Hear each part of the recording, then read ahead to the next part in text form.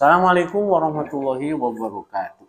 Waalaikumsalam warahmatullahi wabarakatuh. Jumpa kembali dengan Pak Agus pada hari Kamis ini sore jam menunjukkan 4:30. Selama 15 menit Pak Agus akan menjelaskan tentang sholat sunat yang telah kita tulis, yaitu tentang sholat sunat dan pelaksananya. Ya, sholat sunat itu ada yang harus dikerjakan sendiri, ya, tidak boleh berjamaah, disebut munfarid. Ada lagi sholat sunat yang harus dilaksanakan berjamaah, tidak boleh sendiri. Dan ada lagi sholat sunat yang bisa dilaksanakan sendiri dan juga bisa berjamaah. Adapun sholat sunat yang harus dilaksanakan sendiri adalah satu, sholat apa? Rawatib, sholat rawatib. Ya, tidak boleh berjamaah sholat rawatib, harus sendiri kan? Ya. Kemudian sholat apa? Duha. Jangan diberjamaahkan sholat duha. Itu mah sholat pribadi ya. Kemudian sholat tahiyatul masjid harus sendiri, munfarid, tidak boleh. Yuk orang sholat berjamaah sholatul masjid, temenan, harus sendiri. Nah, itu diantaranya yang harus dilakukan sendiri ya. Kemudian ada sholat sunat ya yang mesti dilaksanakan dengan berjamaah, tidak boleh sendiri. Satu, sholat apa? Idul Fitri, Idul Adha, Istisqa. Apa? Bukan. Istisqa. Istiqoroh mah harus sendiri. Ya. Istisqa. Ya. Dan itu harus berjamaah, tidak boleh sholat Idul Adha sendirian. Kan harus ada khutbah. Ya. Idul Adha pun demikian. Sholat istisqa, minta hujan.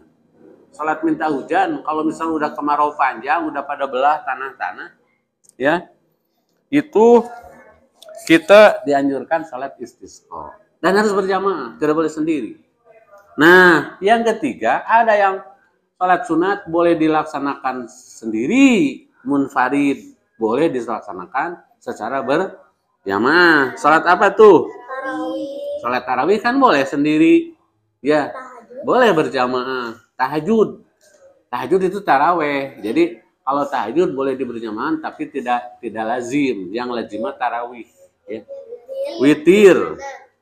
Witir boleh berjamaah, boleh sendiri, yaitu ketika sholat tarawih kan ada witirnya. Kemudian sholat gerhana. Nah, sholat gerhana itu boleh sendiri dan boleh berjamaah. Ya, boleh sholat berjamaah. Nah, seperti itu. Paham? Nah, sekarang Paulus akan menjelaskan dahulu tentang sholat rawatib, kedudukan sholat rawatib ya. Apa artinya rawatib? Rawatib itu artinya tetap, ya, dan mengiringi sholat yang khomsah, ya, sholatul khomsah yang 5 waktu, subuh, zuhur, asar, maghrib, isya. Nah, ada yang dilaksanakan sebelum sholat fardu, ada yang sesudah, ada yang sebelumnya tidak, sesudahnya ada. Ada yang sebelumnya ada, yang sesudahnya tidak ada. Ada yang sebelum dan sesudahnya tidak ada. Ya, contoh, sholat rawatib itu semuanya dijumlahkan ada 10. Atau mungkin 12 atau 14. Loh, bagus, kenapa ada 12, 14, ada 10? Begini hitungannya. Yang tetap adalah 10. 2 sebelum subuh. Oke, 2 sebelum duhur, 2 sesudah duhur, 2 sesudah maghrib, 2 sudah isya, jadi 10. Kenapa bisa 12? Karena dibolehkan qobliyah subuh, qobliyah duhur dilaksanakan 4 rakaat. Misalnya, udah ada nih mau sholat duhur, sholat sunat rawatib qobliyahnya 4 rakaat, badiahnya 2 rakaat, boleh. Berarti jadi berapa tuh? Tidak mendengarkan. Jadi 12 kan sebelum duhur 4. Ya. Atau sebelum duhur 2 rakaat. Sesudahnya 4 rakaat. Jadi jumlahnya 10. seluruhnya 12. Ada lagi, saya mau 4 rakaat sebelum duhur, 2 rakaat sesudah duhur. Jadi berapa jumlahnya?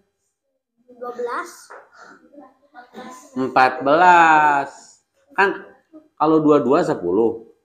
Kalau ditambah 2 sebelum duhur, 2 sesudah duhur berarti 14. Adapun sholat asar tidak ada sholat rawatib. Ya, yang sohih nggak ada yang sohih hadisnya. Tapi ada juga yang berpendapat ada sebelum asar 2 rakaat. Tapi masuknya sholat mutlak. Ya, bukan rawatib. Ada lagi yang mengatakan yang 10 tadi itu termasuk sunat rawatib yang hukumnya muakkad. Nah, sebelum duhur itu ghair muakkad. Ada yang berpendapat seperti itu. Tetapi yang jelas yang tidak boleh ditinggalkan yang 10 atau yang 14 tadi. 2 sebelum subuh, 2 sebelum duhur, 2 sesudah duhur, 2 sesudah maghrib, 2 sesudah isya, jadi 10. Nah, itu. Ya. Dari mulai saat ini siap kamu melaksanakan? Laksanakan. Jangan dianggap enteng. Sholat duhur geus weh, enggak ada qobliyahnya. Nah, perlu diketahui yang dilakukan sebelumnya, sebelum sholat duhur disebut sholat sunat rawatib qobliyah. Kalau yang dilakukan sesudahnya rawatib ba'diyah. Ba'diyah itu ba'da sesudah, qobliyah itu sebelum namanya. Ya, halo, harus dilaksanakan. Kenapa? Keuntungannya luar biasa. Sholat rawatib itu punya keuntungan, punya fadilah, keutamaan. Ada berapa tuh keutamaannya? Ada 5. 1, apa? 1, menyempurnakan sholat wajib. Kalau kita tidak sholat sunat, tidak ada alat untuk menyempurnakan sholat wajib. Kan udah diterangin sama Pak Agus. Nanti di yaumul kiamat ditanya sholat wajibnya. Kalau sholat wajibnya tidak benar, ditanya sholat sunatnya.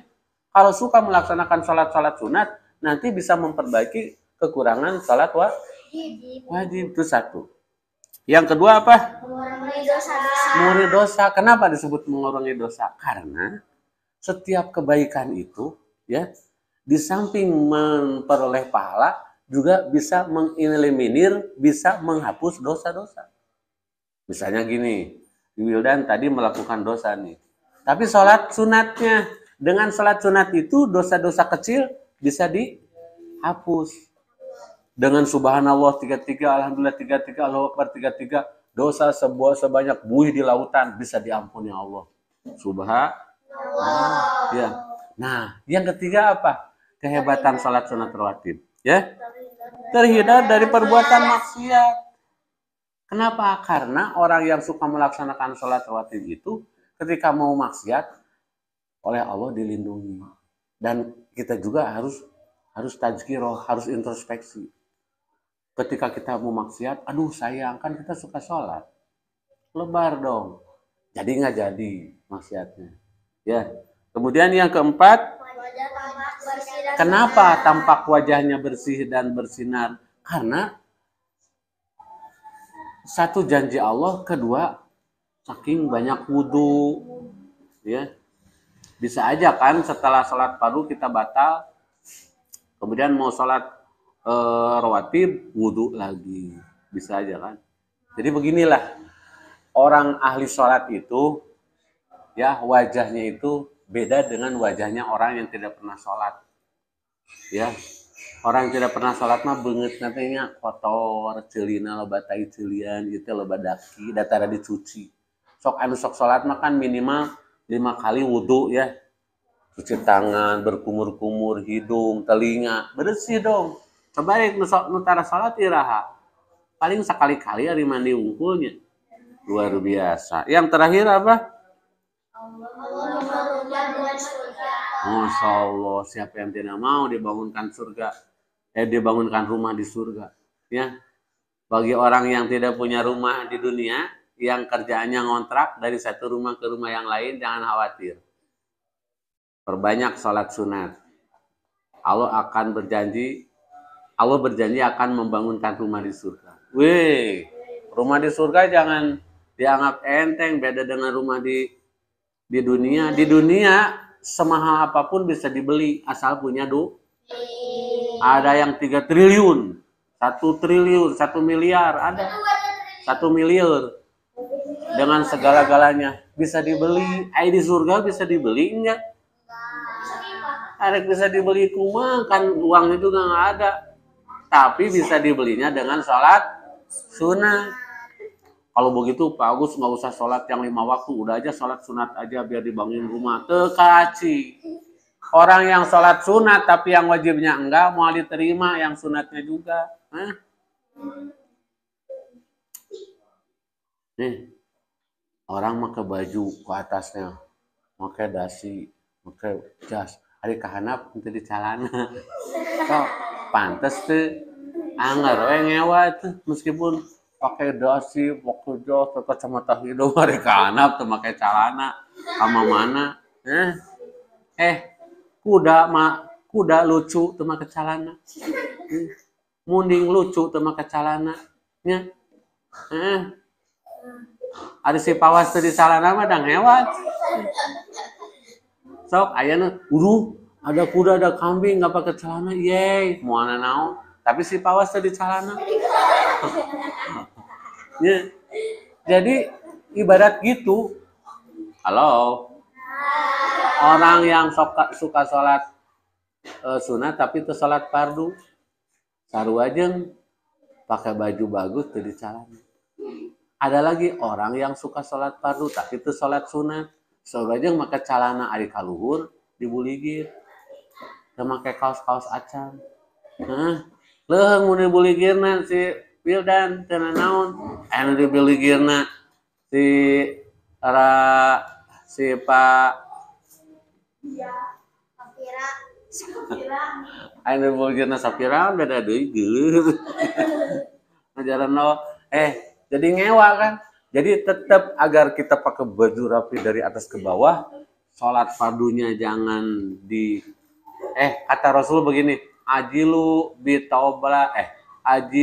bitaubat qoblal maut, wajilu bisolat qoblal fawat. Artinya, bersegeralah kalian taubat sebelum wafat, bersegeralah sholat sebelum terlambat. Kalau begininya kita sholat duhur belum. Kenapa tidak sholat duhur? Saya tidur dari jam 11, bangun jam 4, sholat duhur aja jam 4 nya. Tapi kalau gini, ini setelah jam 12 udah ada duhur, males angkewe jam 1. Udah jam 1 keburu jam 2. Udah jam 2 keburu jam 3. Keburu adzan asar, Allahu Akbar, Allahu Akbar. Sholat duhur belum, boleh nggak dilaksanakan sholat duhur di waktu asar? Nggak bisa, dosa, karena itu mah disengaja.